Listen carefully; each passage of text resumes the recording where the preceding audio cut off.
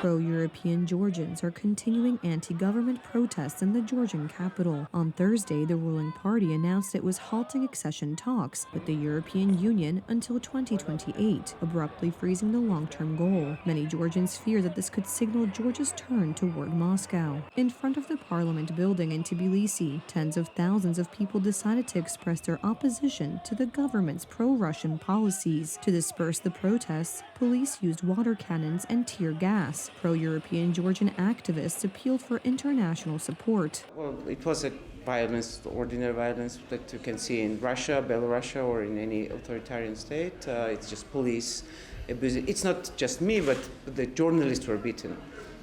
There are live footages of journalists being just attacked by the special forces.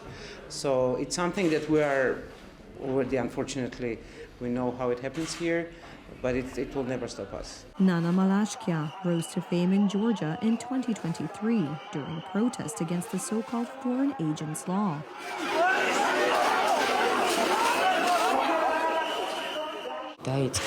There were these indescribable attacks from those cold-blooded police officers, and they began to arrest and beat people. They were beating one person really badly, and I tried to step in. At that moment, when I was trying to help, I was punched in the nose. Georgian President Salom Zurabishvili called on police and other services not to use force against protesters.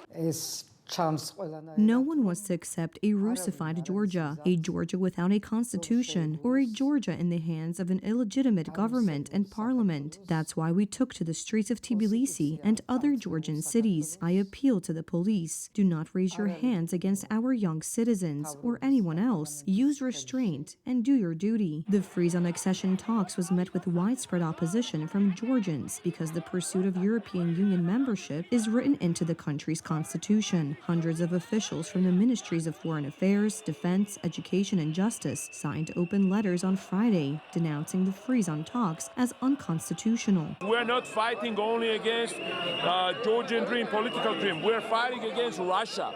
We're fighting against Russian influence in this country. Enormous amount of resources, money, and everything which is now enacted.